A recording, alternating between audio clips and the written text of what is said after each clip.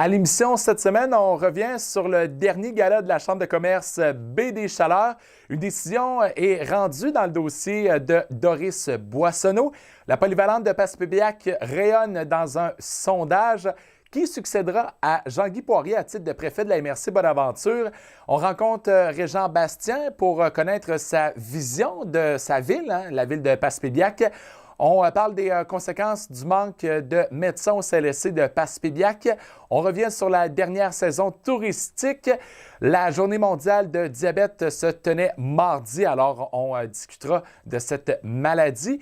Également, chronique de David Thibault, préventionniste incendie à la MRC Bonaventure. Et finalement, est-ce que votre télévision communautaire se porte bien? Un résumé de l'Assemblée générale annuelle de Télévac qui se tenait plus tôt cette semaine. Bonne semaine, bienvenue à l'Hebdo 4, content de vous retrouver. Grosse semaine dans la région. Commençons immédiatement alors que la communauté de la Baie des Chaleurs était réunie samedi dernier à Carleton-sur-Mer. 300 personnes se sont déplacées pour assister à la 9e édition du Gala de la Chambre de commerce de la Baie des Chaleurs. 21 personnes sont reparties avec un trophée.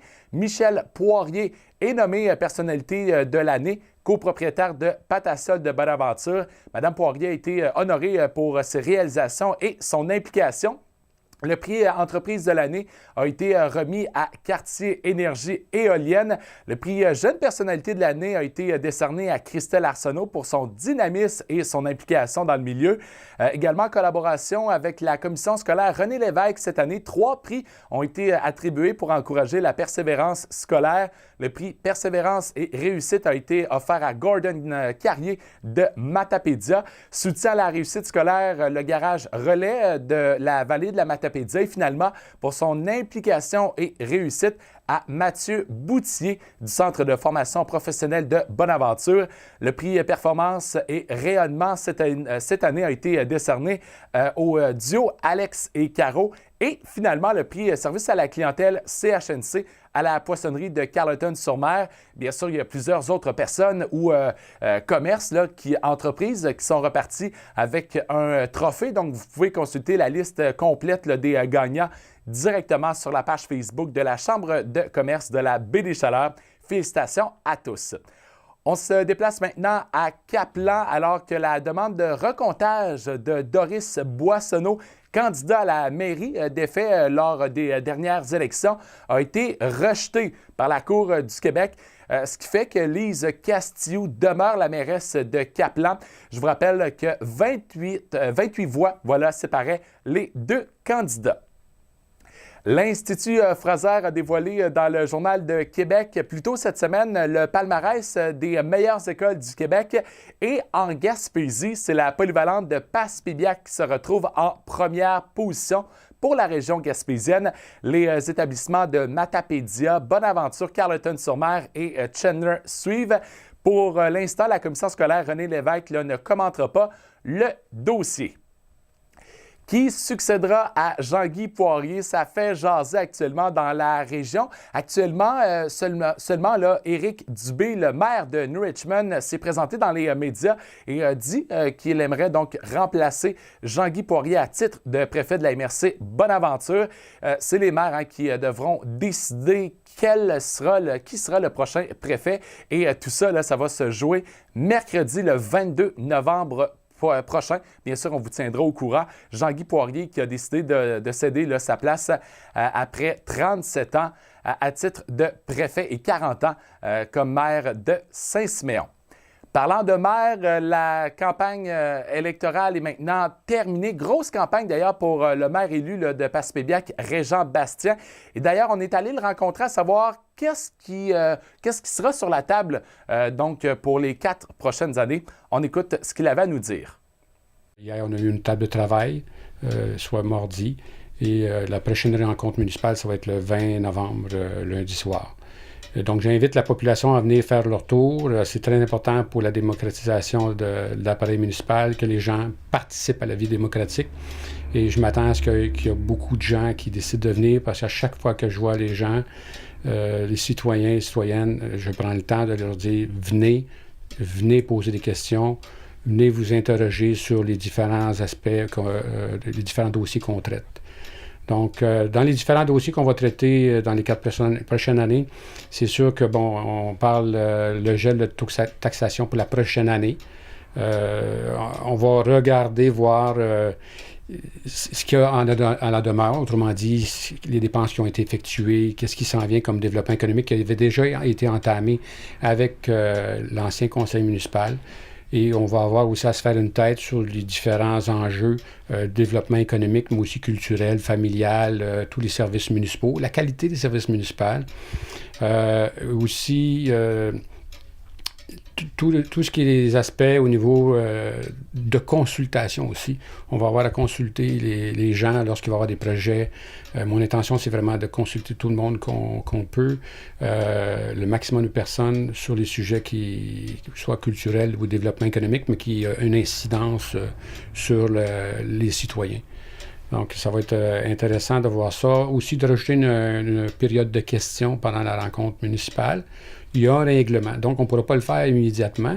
Toutefois, on va être capable de suspendre la rencontre et de quand même avoir une deuxième période de questions tout de suite dès la première rencontre municipale le 20. Donc, on va suspendre et aussi, il va y avoir un avis de motion en travers de ce qu'on a à faire comme travail pour modifier le règlement parce que les séances de travail, pas les séances de travail, mais les séances municipales, les rencontres municipales du mois sont vraiment contrôlées, si je peux m'exprimer ainsi, par un règlement. Et ce règlement-là, donc, on doit le suivre parce qu'il a été adopté. Et c'est pour ça que je parlais tantôt qu'on va le modifier pour justement permettre une période de questions supplémentaires, puis du temps supplémentaire pour que les gens puissent poser des questions, des interrogations qu'ils ont dans la vie de tous les jours, mais aussi dans les dossiers qu'on va traiter. Donc, le développement économique, d'aller chercher au fait du démarchage en entreprise, des industries, deuxième, troisième transformation. On a l'usine de pêche MDM. Un dossier quand même un petit peu complexe. Pas compliqué, mais complexe, parce qu'on parle d'un dossier où on a plusieurs intervenants économiques sur le banc de pêche de Passepébiac. On a la marina, le site du banc de pêche, l'usine. On a le camping. Donc, il y a plein de gens qui ont besoin des services municipaux. Donc, quand on parle de faire un développement du réseau d'égouts d'aqueduc, c'est parce qu'il y a un besoin. On a aussi les bâtiments comme l'ancienne aréna, le centre administratif, l'ancien centre administratif de la commission scolaire qui a été loué plusieurs années. Et là, on aura à vérifier, bon, est-ce qu'on le vend, est-ce qu'on le loue, donc on fait du démarchage à ce niveau-là. Il y a le parc industriel aussi qui est en place. Et là, il va avoir à voir, bon, est-ce qu'on fait autre chose que le parc industriel là? Est-ce qu'on décide qu'est-ce qu'il va y avoir dans ce parc industriel? Parce qu'on comprend que c'est dans le centre du village. Les commerces sont là, il y a des maisons. Donc, limiter qu'est-ce qu'il y a à faire. Donc, aussi, puis les commerces. Moi, je crois sincèrement à la libre concurrence. Les majeurs, donc les gros magasins, les magasins à grande surface, amènent souvent d'autres magasins avec eux autres. Ils s'installent. Donc, ça fait développer. Et donc, ça fait là, le marché que tu as, c'est pas simplement Passepébiac, c'est la région. Donc, il y a beaucoup plus de gens qui vont vouloir venir investir. C'est de la façon que je le vois. Peut-être que je me trompe. On n'est pas... j'ai pas la science infuse, mais à mon idée, je crois à ce système-là de la libre concurrence. Donc, ça va permettre aussi peut-être une baisse des prix si on a différents commerces qui se ressemblent, parce qu'il va y avoir plusieurs concurrents. Et donc, ça va permettre aux gens d'avoir des meilleurs prix, puis aussi de développer la ville, puis aussi de baisser le fardeau fiscal sur les épaules de nos citoyens. Restons dans le monde municipal alors que la ville de Chandler a dévoilé son tout nouveau conseil lors de la première séance qui se tenait cette semaine et on les découvre ensemble avec l'assermentation des nouveaux candidats. Je, Roch Géraud, agissant en tant que président d'élection, proclame par la présente ce qui suit. Que Mme Louisette Langlois, demeurant à Chandler, a reçu la majorité des votes légalement donnés et que par conséquent a été élu au poste de maire de la ville de Chandler. Que M. Bruno-Pierre Godbout, demeurant à Newport, a reçu la majorité des votes légalement donnés et que par conséquent a été élu au poste de conseiller pour le district de Newport. que Mme Maggie Ritchie, demeurant à Pabot Mills, a reçu la majorité des votes légalement donnés et que, par conséquent, a été élue au poste de conseillère pour le district de Pabot Mills. Que M. Denis Pelchat, demeurant à Chandler, a reçu la majorité des votes légalement donnés et que, par conséquent, a été élu au poste de conseiller pour le district de Chandler-Ouest. Que M. Richard Duguay, demeurant à Pabot, a reçu la majorité des votes légalement donnés et que, par conséquent, ce dernier a été élu au poste de conseiller pour le district de Chandler-Est. Que Donald Vachon, demeurant à Pabot, a reçu la majorité des votes légalement donnés et que, par conséquent, a été élu au poste de conseiller pour le district de Pabot. Finalement, que M. Gaétan Darèche, demeurant à Pabot, a reçu la majorité des votes légalement donnés et que, par conséquent, a été élu au poste de conseiller pour le district de Saint-François. Alors, mes félicitations à tous. Un dossier majeur, mais surtout inquiétant dans la région, c'est le manque d'ambulances sur le territoire, mais aussi le manque de médecins au CLSC de Passepébiac, ce qui allonge bien sûr le délai de réponse des paramédics. D'ailleurs, on s'est déplacé pour rencontrer André Tremblay-Roy, le vice-président de la Fraternité des travailleurs préhospitaliers du Québec, pour nous parler des conséquences sur le manque de médecins au CLSC de Passepébiac. Pouvez-vous nous expliquer, c'est quoi les conséquences du manque de médecins au CLSC de Passepébiac? Les conséquences, on sait que par moment, il y a absence de médecins disponibles au niveau du CLSC de Passepébiac. Ça peut être des quarts de 8 heures, de 16 heures, des fois sans médecins présents pour l'urgence du CLSC de Passepébiac. Ce que ça occasionne, c'est un surplus de transport ambulancier.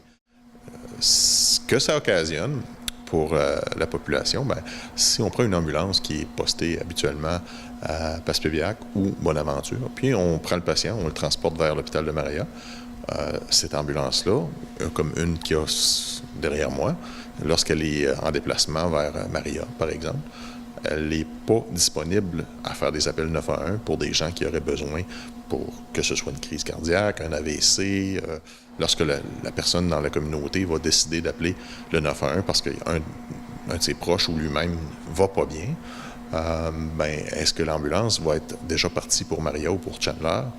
Il y a moins de véhicules disponibles dans le secteur. C'est là-dessus que nous, on dénonce la position du CIS qui n'a pas, jusqu'à maintenant, ajouté des véhicules. Cependant, il y a eu du développement cette semaine depuis qu'on a émis le communiqué. Il y a eu du développement, il y a eu des paramètres qui ont été déterminés pour l'ajout de véhicules lorsqu'il y a rupture de service au CLSC. Il va y avoir des véhicules qui vont être ajoutés à la demande de l'entreprise ambulancière qui dessert le secteur. Encore faut-il savoir dans ça que dans les paramètres, on a décidé d'ajouter des ambulances ou une ambulance pour l'instant, c'est ce qui est prévu, seulement lorsqu'il y a rupture de service et non pas la nuit. Nous, ce qu'on maintient, c'est en tout temps. Aussitôt qu'il n'y a plus de médecins disponibles au CLSC, on demande que l'ambulance soit ajoutée, minimum une ambulance. Quand on sait que les ruptures de service au CLSC sont majoritairement la nuit, on vient juste peut-être de mettre un plaster, comme on dit en bon français, un diachylon sur une problématique qui n'est pas tout à fait réellement bien résolue à notre sens. Je pense qu'il y aurait place à améliorer encore plus que ça. C'est combien d'ambulances qui desservent le secteur? Pour le secteur Passepébiac-Bonaventure, il y a 2 véhicules en faction et 1 véhicule à l'heure, donc 3 véhicules ambulanciers en temps normal, lorsque le CLSC est fonctionnel. Ce qui a été autorisé, c'est l'ajout des fois d'un 4e véhicule, mais selon les paramètres que je viens de vous expliquer. Okay. Puis, idéalement, ça en prendrait combien? Ça dépend aussi de la situation. Peut-être qu'à 3 véhicules, on pourrait possiblement fournir en temps normal, selon les statistiques, mais aussitôt qu'on parle de rupture de service, 3 véhicules, c'est définitivement pas suffisant. Puis là, c'est le nombre de ruptures de service qui va faire en sorte qu'on va peut-être devoir penser à ajouter un véhicule de façon plus rapide que ce que l'on fait là. En parallèle à ça, je vous dirais, il y a un autre secteur où on a vécu une problématique qui n'est pas dans les gens que là on représente pour ce qui est de ma part, comme représentant syndical, mais on s'est réjoui pour eux lorsqu'ils ont obtenu un nouveau véhicule. C'est dans le secteur, on connaît l'histoire du pont à New Richmond, le pont de la Cascapédia, qui a connu une problématique. On a un détour d'environ une quinzaine de minutes. On a décidé d'ajouter un véhicule là, mur à mur, à Cascapédia-Saint-Jules, 24 heures sur 24. Le véhicule est là pour desservir la population, alors qu'il y a un détour de 15 minutes. Ironiquement, les gens de Bonaventure, lorsqu'il y a certains transports, il faut savoir que certains appels d'urgence, les ambulances, des fois, ne passeront pas par le CLSC, vont se rendre directement à l'hôpital de Maria. Il y a des protocoles à suivre, les paramédics sont au courant, ils ont tous ces documents-là pour savoir quand. Et ils doivent faire le même détour de 15 minutes, ironiquement, comme je vous disais, mais on n'a jamais ajouté de véhicule pour ce secteur-là. Et pourtant, on parle d'une distance quand même de 60 quelques kilomètres. Donc, le détour est de 15 minutes, mais sur un trajet qui est encore plus long. Pourquoi qu'on l'ajoute dans un cas et qu'on ne l'ajoute pas dans l'autre? Je pense qu'il y a place à se questionner dans la population, à savoir si c'est la chose à faire ou si on la fait, bien, appliquons-la de façon uniforme un peu pour tout le monde. Je pense que tous les citoyens ont le droit au même type de service, que ce soit à New Carlisle, Passepébiac, Bonaventure ou que ce soit Kaplan, New Richmond, Saint-Jules. Je pense qu'on devrait s'attendre tous à un certain niveau de service, mais on ne semble pas voir ça de la même façon du côté du CIS. Puis c'est là-dessus aussi qu'on se questionne, je vous dirais. Autre nouvelle importante, mais un petit peu plus légère, quel été? On a connu une saison parfaite, magnifique, il a fait beau, il a fait chaud et d'ailleurs, on a connu une saison estivale achalandée. C'est ce qui est ressorti lors d'un colloque tenu à Gaspé dans les derniers jours. Tourisme Gaspésie qui a fait le bilan de la dernière saison touristique, la région qui a battu des records d'achalandage. Entre autres, le secteur hôtelier a connu un record d'occupation de 74 % en juillet et de 77 % en août. Les attraits touristiques et festivals entre les mois de mai et septembre ont connu une hausse de 15 %. 80 % des tourismes venaient du Québec. Et là, il reste un défi maintenant pour Tourisme Gaspésie. C'est la saison hivernale, alors qu'on doit attirer des motoneigistes et les amateurs de ski hors piste. Dossier qu'on suivra. Mardi dernier se tenait la journée mondiale du diabète et je me suis déplacé pour rencontrer l'association de diabète PABOC qui tenait une journée spéciale à Chandler. Monique Blais, la présidente du conseil d'administration, nous parle de la journée. Aujourd'hui, c'est la journée mondiale du diabète. Qu'est-ce qui se passe dans la MRC Rocher-Percé comme activité? Dans notre MRC, aujourd'hui, on célèbre la journée mondiale du diabète. Qui est à chaque année le 14 de novembre. Et pourquoi c'est le 14 de novembre? Parce que c'est l'anniversaire de M. Benting, qui, lui, en quelle année, je ne peux pas dire, a découvert, et il a le co-découvreur de l'insuline. Puis, M. Benting, ben, c'est son anniversaire aujourd'hui. C'est pour ça qu'on célèbre la journée mondiale du diabète. Quelle activité qui se tient ici, à Chandler? Aujourd'hui, ici, à Chandler, on a deux conférencières. Donc, une qui est avec un diabète juvénile. Depuis l'âge de 11 ans qu'elle est diabétique. Donc, ça fait 34 ans qu'elle est diabétique. Puis, elle est porteuse d'une pompe à insuline. Puis, sa conférence porte sur la pompe à insuline. Puis la deuxième conférencière, c'est Mme Isabelle Babin, qui est nutritionniste au volet CLSC pour le CIS de la Gaspésie. Elle va venir tantôt pour nous faire une conférence sur l'alimentation. Parfait. Qu'est-ce que ça fait, diabète PABOC, dans la région? Qu'est-ce qu'on fait, nous, dans la région? C'est que notre poste est situé ici à Chandler, mais on couvre de Port-Daniel à Percé. Puis qu'est-ce qu'on fait comme activité? C'est qu'à chaque lundi, mercredi et vendredi de chaque semaine, On a des exercices, donc avec du cardio, des élastiques, des ballons, des poids. Puis, une fois semaine, le mardi soir, on a la piscine, le gym aquatique. Les personnes qui sont diabétiques, pour la première année, c'est une année gratuite, c'est une adhésion gratuite. Puis la seconde année, ben c'est comme tout bon abonnement, tu reçois ta facture, puis si ça t'intéresse, mais tu payes ta facture, puis tu continues à participer aux exercices. Les gens qui désirent devenir membres du club Diabète PABA, ça donne quoi au juste? Quel avantage que retirent ces membres-là? C'est qu'ils peuvent bénéficier de tous les exercices qu'on offre. Les gens ne sont pas obligés de venir 3 fois semaine, mais si des fois ils peuvent venir 2 fois, c'est bon. Puis à travers de ça, eux, ils peuvent faire de la marche. Les gens qui sont membres, ils reçoivent à chaque saison une revue Plein Soleil, qui est une très bonne revue avec plein de bons sujets qui aident, puis qui a beaucoup de questions dedans. Puis aussi, comme activité aussi, on a des activités comme pour se divertir aussi. Fait que, comme à l'automne, en octobre, nous avons eu une journée country. Fait que ça a super bien été. Fait qu'en avant-midi, on a joué à des jeux sociaux, des jeux de poche, tout ça. Puis en après-midi, bien, on a eu un chanteur, puis on a dansé, puis on était costumés avec nos chapeaux, puis tout ça. Puis, on a une activité dans la période des fêtes. Puis on célèbre de toute façon quand il y a une fête. Saint-Valentin, Pâques. Puis si des fois on a du temps à quelque part, bien, on rajoute une activité. Les gens qui désirent devenir membres de Diabète PABA, qu'on fait comment? On peut m'appeler ou se rendre ici. La plupart des gens sont pas mal au courant parce que je laisse pas mal de petits feuillets dans les pharmacies. Les gens peuvent m'appeler, mon numéro est là, ou ils savent qu'on est ici lundi, mercredi, vendredi.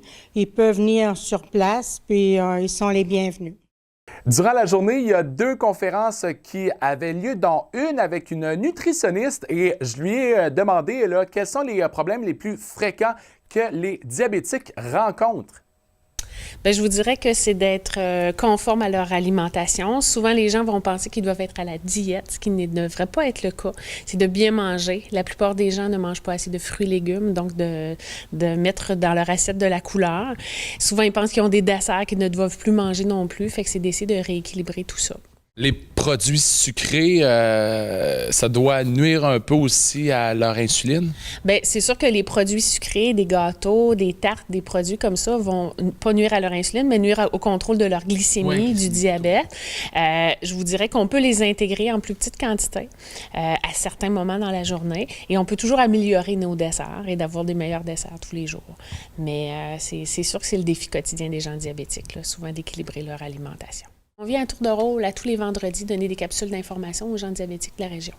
Fait que ce soit avec la kinésiologue, l'activité physique, l'infirmière, au niveau de la technique de prise de glycémie, la pression, le cholestérol. Donc, on fait vraiment des capsules d'information de tout genre à nos clients diabétiques. C'est quoi les questions qui reviennent le plus souvent lors des rencontres? Je vous dirais, bien, côté nutrition, c'est sûr que qu'est-ce qu'il ne faut pas que je mange ou qu'est-ce que je peux manger. Côté de savoir si je fais une baisse de sucre, qu'est-ce qu'il faut que je prenne comme pour le traitement de la baisse de sucre, ce qu'on appelle l'hypoglycémie. Avant de me coucher, quelle collation je devrais prendre. Fait que c'est sûr que c'est des genres de collations. J'ai un souper, c'est Noël. Je peux-tu manger? Je peux pas manger? Comment intégrer tout ça dans mes habitudes alimentaires? Là? Pour plusieurs d'entre nous, on a déjà commencé à chauffer, à allumer notre poêle. Bien là, c'est important là, de ramener sa cheminée. Et question d'éviter des feux de cheminée, des feux de résidence. Et David Thibault, préventionniste incendie à la MRC Bonaventure, nous donne des conseils de prévention pour les poêles à bois.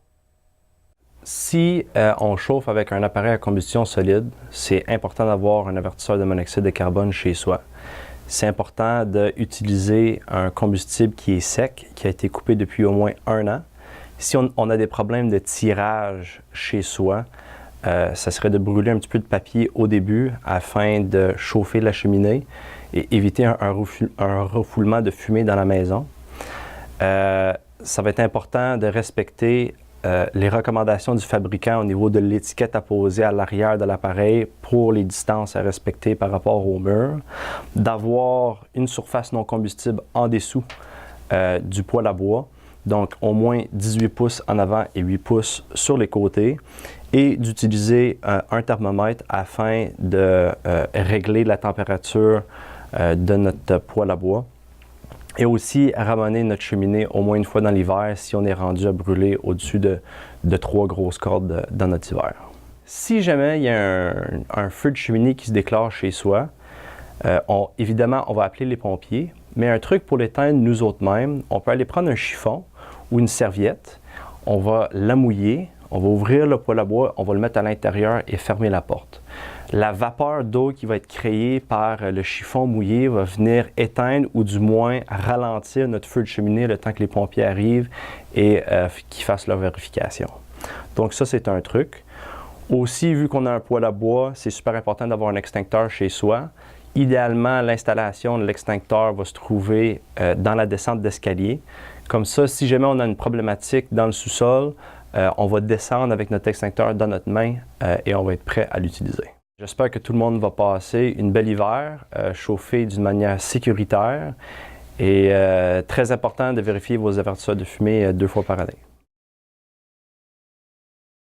Pour conclure l'émission, Télévague tenait son assemblée générale annuelle mercredi dernier. Une trentaine de membres participaient à l'assemblée.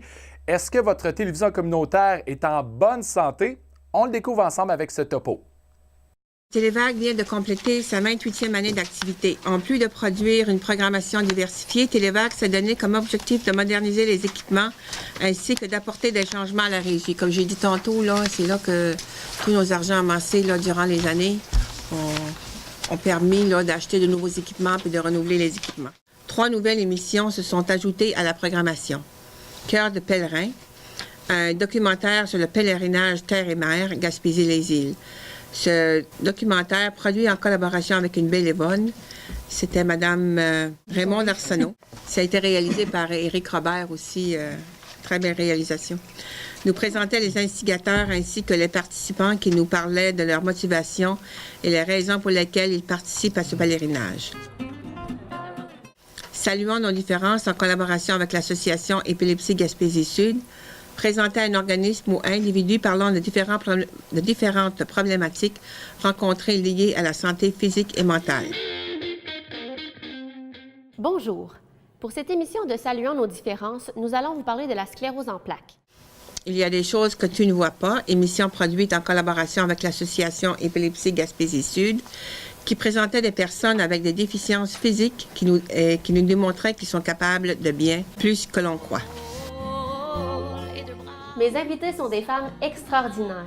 Production, l'équipe de production composée de André Delarosville, Marc Tuguet et Éric Robert-Joseph a produit au-delà de 200 émissions au cours de la dernière année. La grille horaire complète de ces émissions est disponible en tout temps au babillard électronique et sur le site Internet. Nous avons procédé à l'examen de l'état de la situation financière de l'organisme au 31 août 2017, ainsi que des états des résultats et actifs nets et des flux de trésorerie pour l'exercice terminé à cette date. Donc, au cours de notre examen, nous n'avons rien relevé qui nous porte à croire que ces états financiers ne sont pas conformes dans tous leurs aspects significatifs aux normes canadiennes comptables pour les organismes sans but lucratif. Il me fait plaisir de vous présenter notre tout nouveau conseil d'administration pour une période de 4 ans. Il s'agit de Mme Marielle Thériault. Bonsoir. Mme Léon Alain. Mme Marie-Lise Alain. Bonsoir. Mme Élisabeth Tardif-Thériault. Bonsoir. Mme Diane Larocque-Aubu. Bonsoir. Mme Cynthia Grenier. Bonsoir. Et Mme Martine Chouinard. Bonsoir. Je vous rappelle que notre porte est toujours grande ouverte. Si vous désirez vous impliquer au sein de votre télévision communautaire en tant qu'animateur, caméraman, vous pouvez nous soumettre votre projet. D'ailleurs, vous avez les façons de le faire qui apparaissent à l'écran par téléphone, par courriel, par courrier et sur notre site Internet. Et c'est les mêmes façons également pour nous joindre si vous avez une information à nous transmettre. Merci d'avoir été au rendez-vous. On se reprend la semaine prochaine. Bonne semaine. Salut!